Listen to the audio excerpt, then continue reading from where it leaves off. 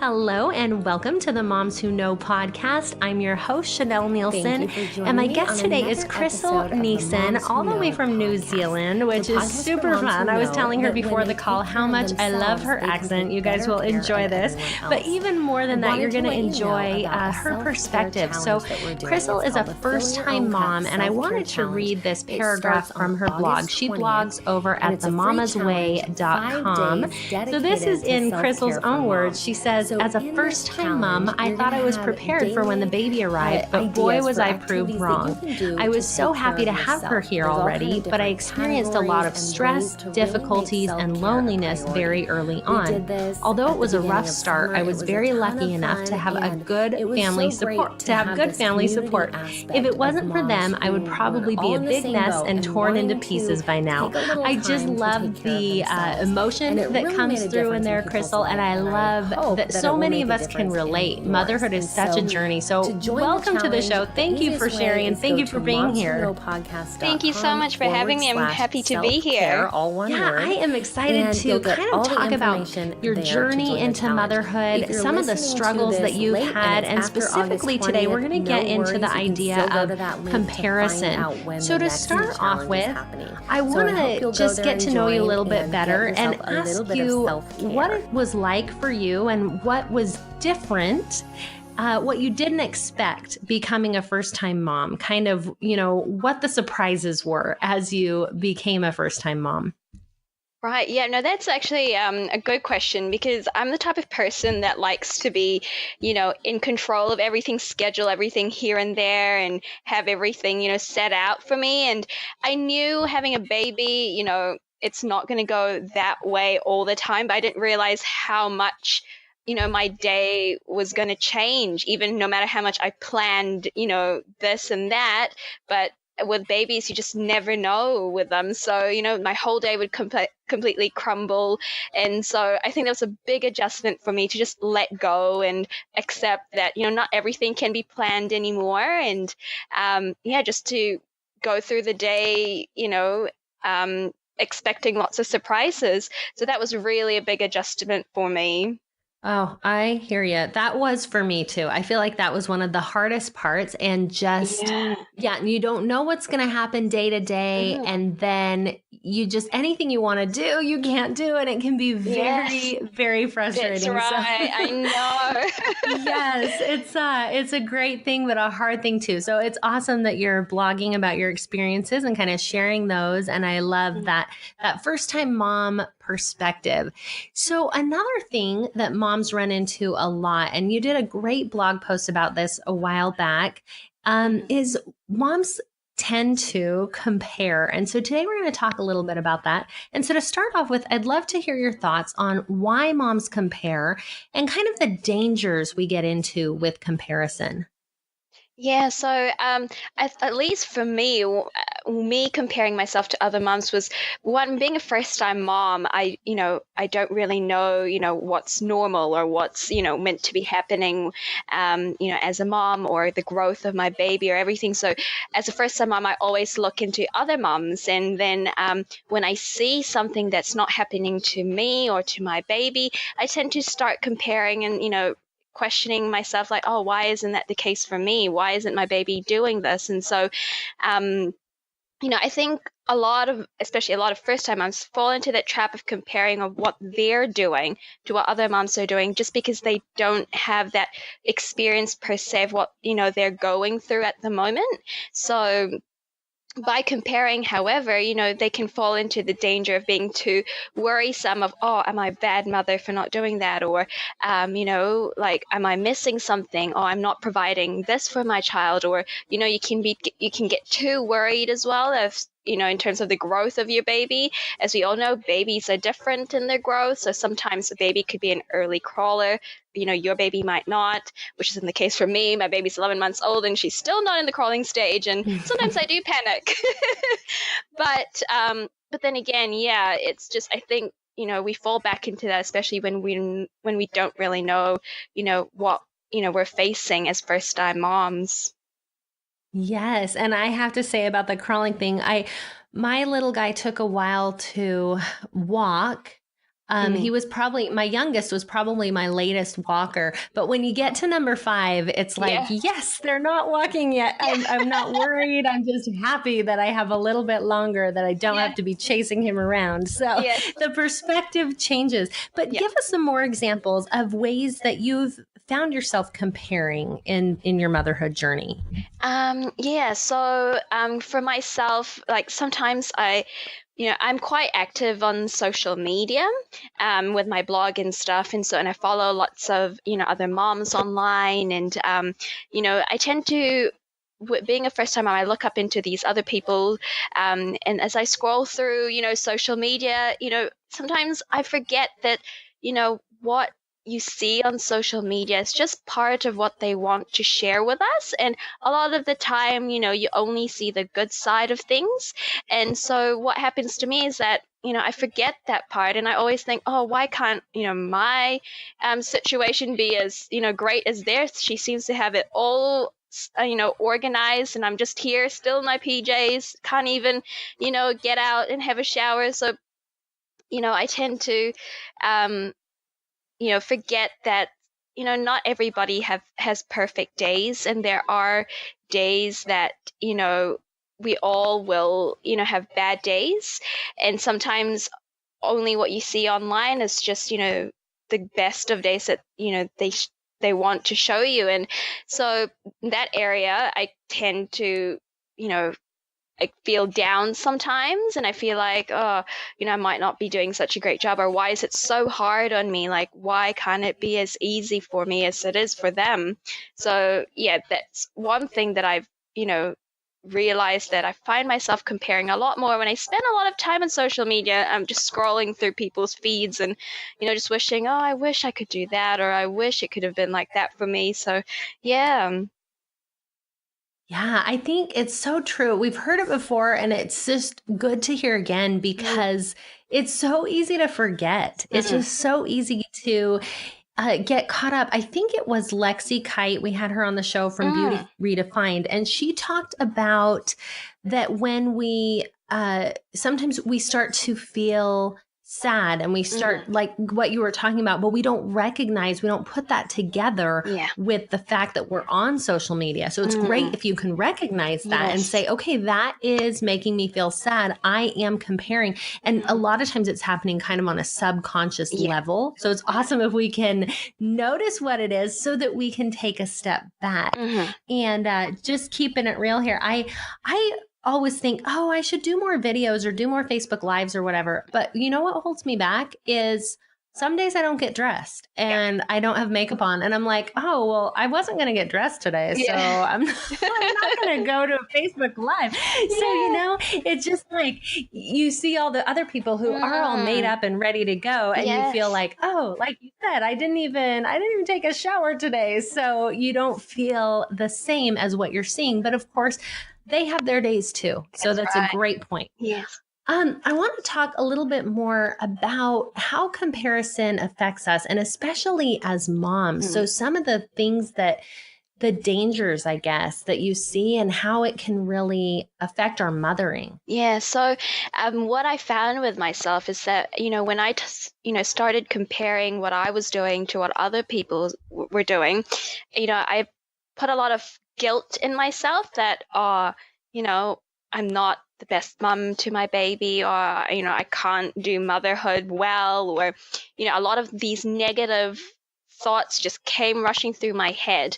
And with those negative thoughts, I wasn't able to give myself fully to my baby and to my family, and actually, rock motherhood the best way I could, because all I could keep thinking about was that, oh, I'm not doing it right. Oh, I'm not doing this the way that I'm supposed to be doing, or, I'm not providing like she is, or, so with myself, I found that I wasn't happy being a mom to my baby, because my mind was just so focused on, the comparisons I made to to others that I've seen online, or even if it's just, in the moms groups as well, that, sometimes I go to, if I see something that wasn't happening for me, I fall into the trap of comparing myself to them. And then again, just brings me down. I feel isolated. And then, I'm not able to give 101% to my baby. And so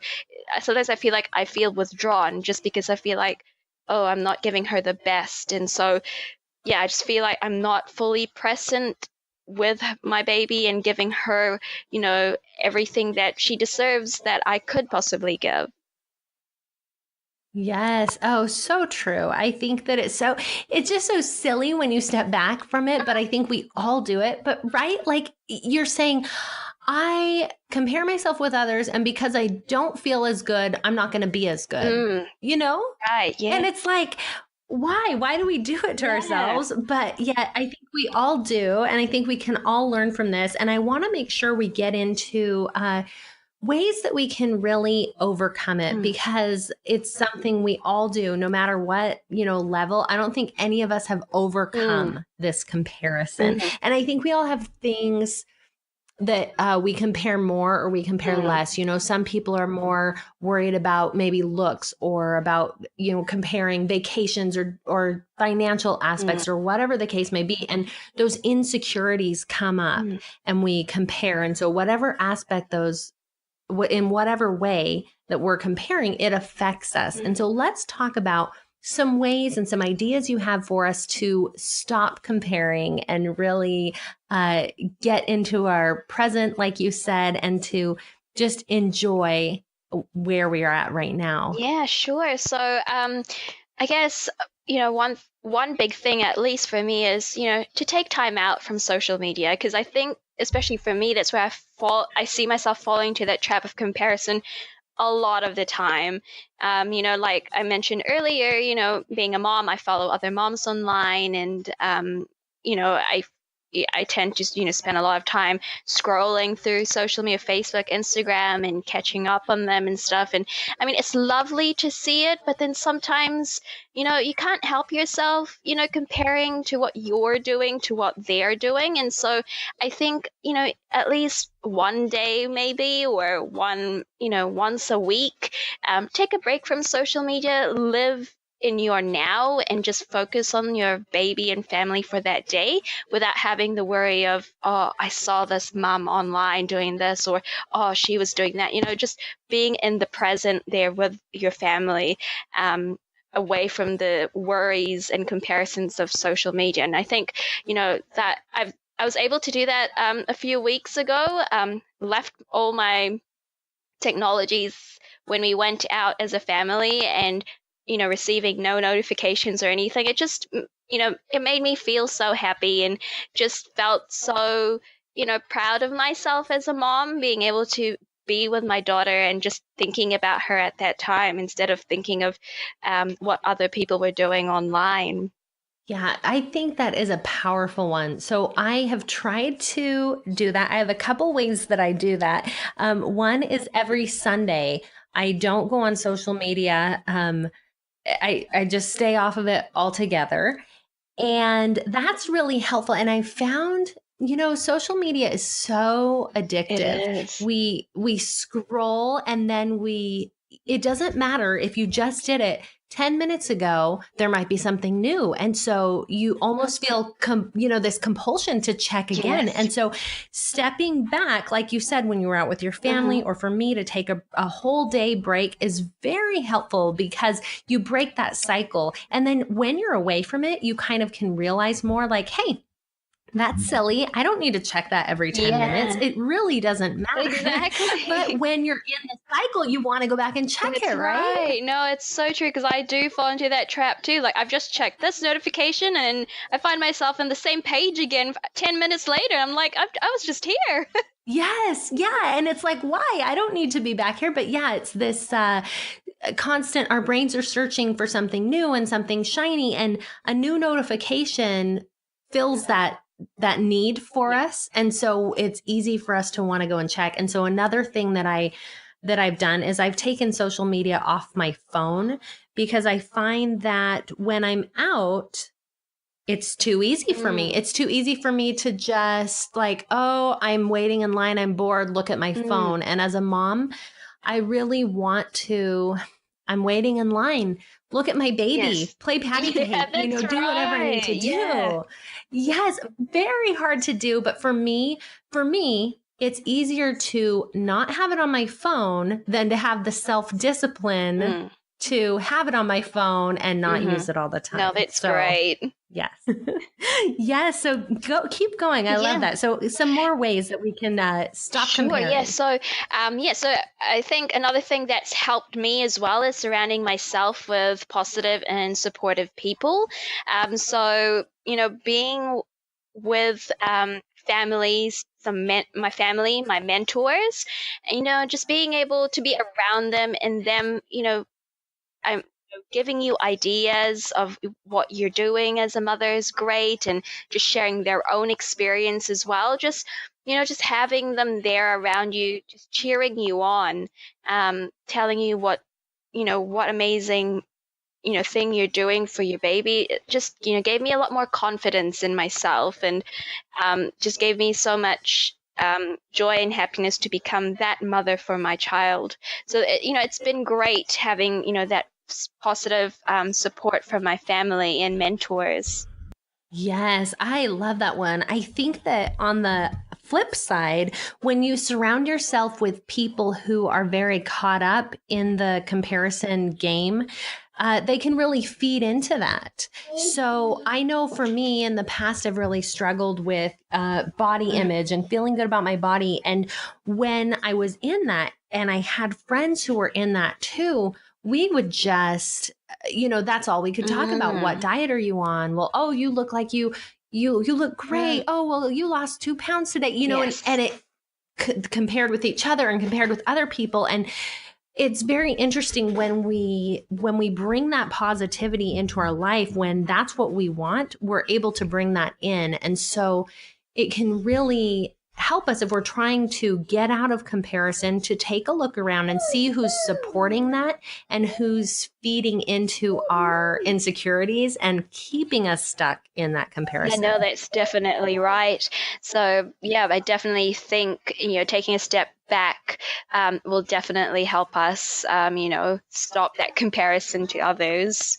Yes. What else can help us with that? Yeah. So another one is really just believing in yourself and your capabilities as a person and then as a mother. I think, a lot of us can fall into that self-doubt route, doubting our capabilities, doubting ourselves. And I think when we fall into that trap of self-doubt, that's when we start again falling into that trap of comparison and comparing ourselves to others. So I think, just having that belief in yourself and trusting what you can do and provide for your child will really, really make a big impact, because trusting yourself and your capabilities, I think, has a very big impact in your sense of self and what you can, give and provide to your children. Yes. So what I hear you saying kind of is, as we build up our self-esteem and our self-worth, we know we're enough, and then we don't have to compare. Is that kind of? Yes. Yep. No, that's definitely right. Yeah, that's so true. Yeah. Okay. Very good. Yeah. And I guess, something that ties into that as well is that, to help build up your self-esteem and your self-worth is, having someone to talk to about your insecurities. It's no point, keeping it all in, keeping all your insecurities within yourself, because, again, having your insecurities just all bundled up inside of you will just lead you to doubt yourself more and then start the comparison route again. So when we start opening up, talking to people, we get to explore what those areas are that we are insecure at, ask the question as to why are we insecure in that area, and possibly, get some answers and, plans in terms of how you can overcome those insecurities.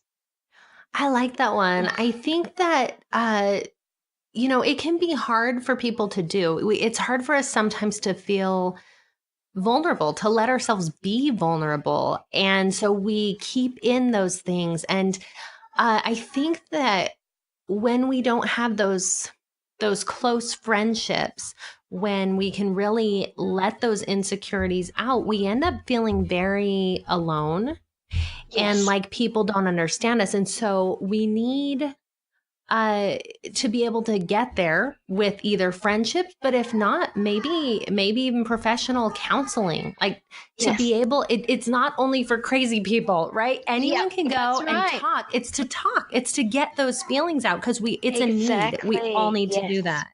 That's so true.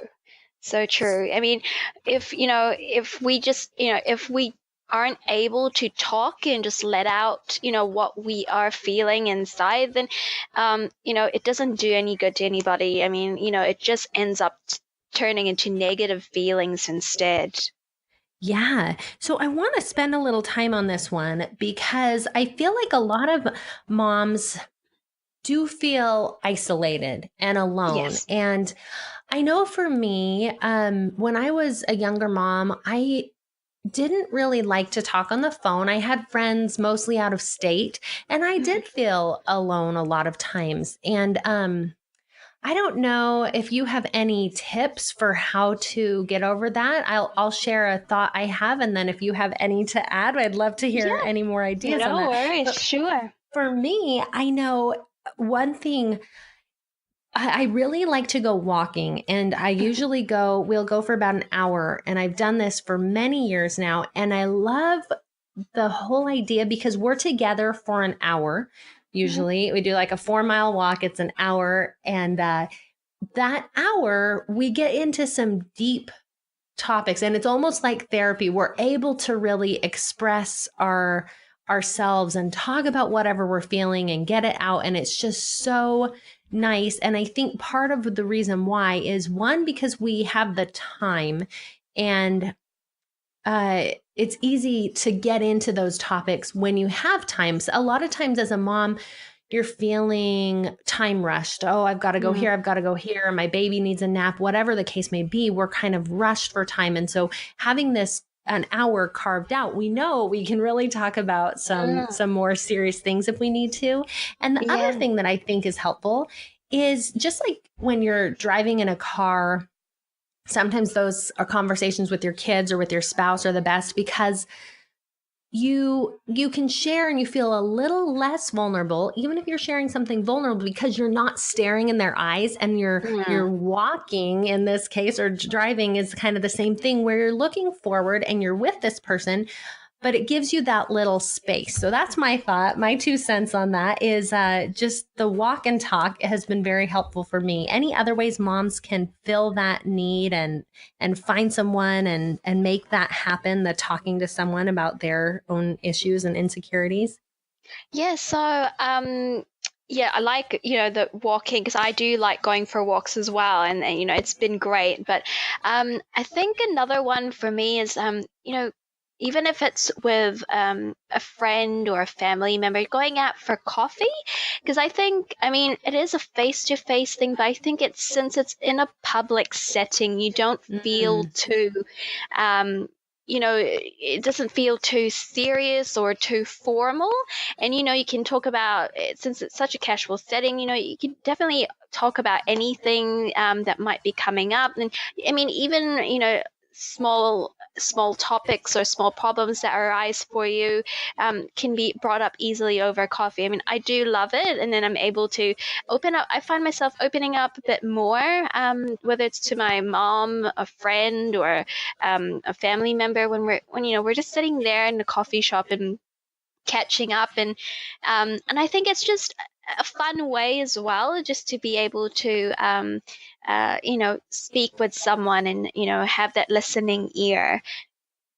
Yes, I like that. And I think that is part of the same thing. Like you said, it's a public place, so you don't feel that awkwardness that can sometimes come up. I think if you're just, sometimes it can be hard for moms, because if you say, come over and hang out, it's a lot of pressure. right? Yes. It's just, you feel a little awkward. And then, I don't know, for some people it works, for some people it doesn't. And so I That's like right. these other ideas, other ways to Yes. still make it happen with kind of Mhm. taking away the awkwardness. So Exactly. any other ideas to help us stop comparing?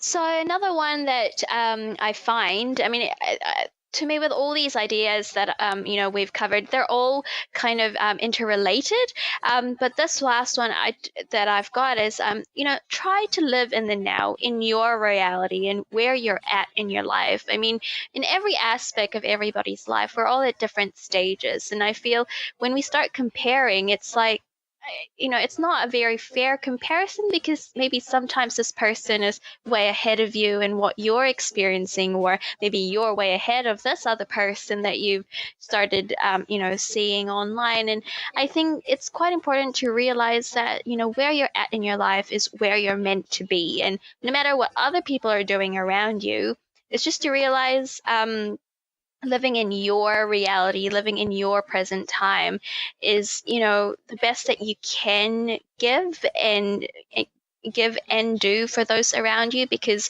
being in that moment in time will make you, the best person that you're able to be.